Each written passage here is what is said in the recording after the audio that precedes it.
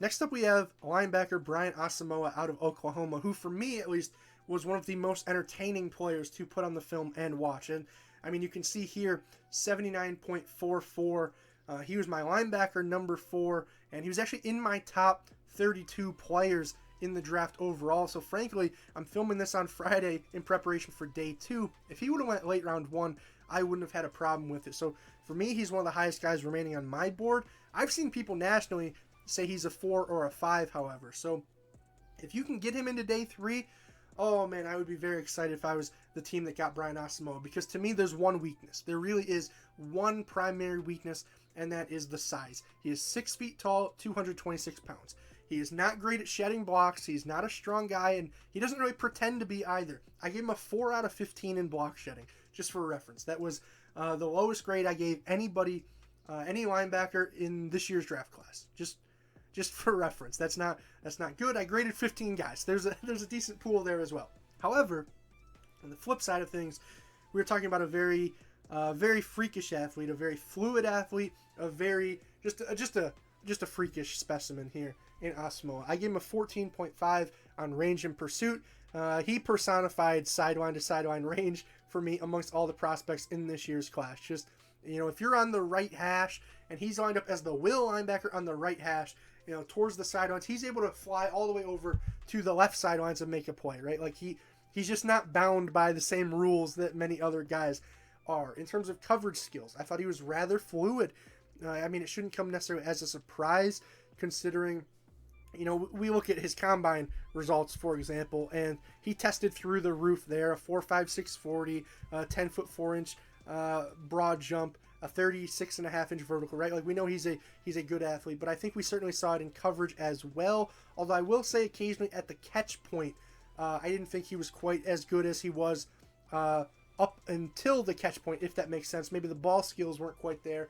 I gave him a 13.5 out of 15. I mentioned the block shedding was not very good. IQ and awareness now. This is an interesting category because I gave him a 12.75 out of 15. I thought that his ability to read and react instantaneous to the snap was very impressive. And I will say that he was very rarely wrong with his initial read.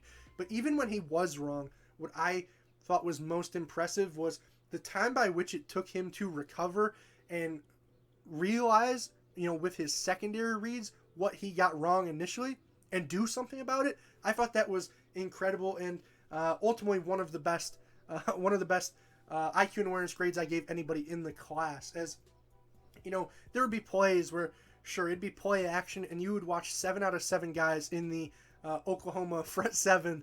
They would all go in the wrong direction, but who was the first one to recognize it and turn and run and go and make the play in space one-on-one? It'd be Brian Asamoah.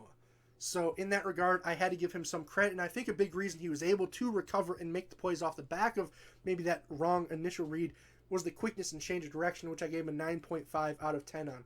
Past that, I gave him a 7.5 out of 10 on finishing and tackling. Now, that was an interesting grade because one note that I wrote was actually through the first 9 quarters I watched of him, he had 1 missed tackle.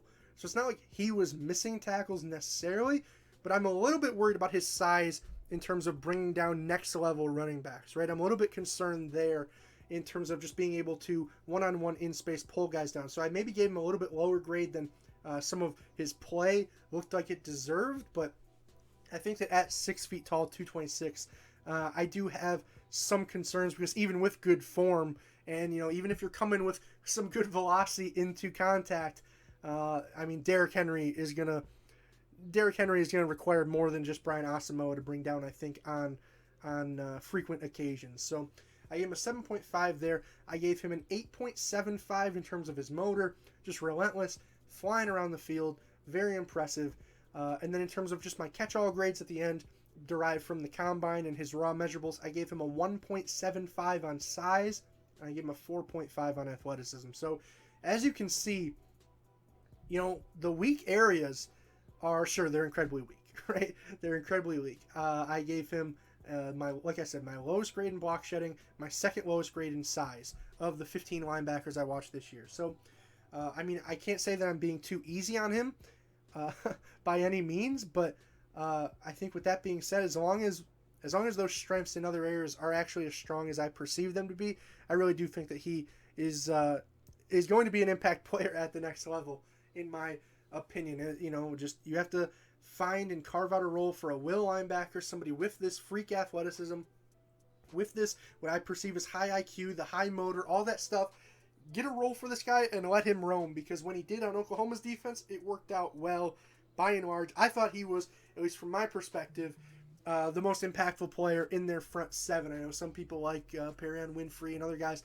For me, it was Brian Asamoah making the most plays out of all of them, and that's why I have him graded the highest of them. So in that regard, if you enjoyed this video, make sure you guys leave a like, comment, and subscribe. I'm going to be very curious to watch where Asamoah goes, and maybe it's not until day 3, in which case, like I said, I would be very excited if I was a team getting Asamoah in day 3. I'd be very excited if I was a team getting Asamoah right now, frankly. If it was 33rd overall, I'd be excited getting him. Although I will say, I think that a linebacker's job is obviously highly dependent on the people in front of him. And with him not being the most physical or strong guy, he would be better on a team with a good D-line. And that probably goes without saying, but I'm saying like even more so for him than the average linebacker. He could really use some dominant guys in front of him. They're going to clog up blocks and let him show off that athleticism to the highest extent. If he is that guy that a defense relies upon in the box, though, to be like their primary playmaker in terms of shedding blocks and making plays, then I don't think it's a good fit, right? So that's the one caveat I'll say. I think Asamoah should go in the early second round. However, if you're not going to use him right, then just don't take him, right? In that regard, maybe teams won't be super confident in his abilities. I mean, I would compare him, as I said, to like a Jeremiah Owusu-Koramoah to an extent, and he certainly fell last year. So if maybe the national media is right in that regard in terms of him being a 4 and or a 5 in terms of his round projection, but like I was with JOK last year, I was higher on him than he ultimately ended up going, and I think that confidence in him was well placed after his rookie season. I think Asamoah is another guy in that similar mold. So with that being said, if you enjoyed this video, leave a like, comment, subscribe, all those good things, because for today, that's all I have on Asamoah. Hopefully, I'll see you guys next video. Peace, guys.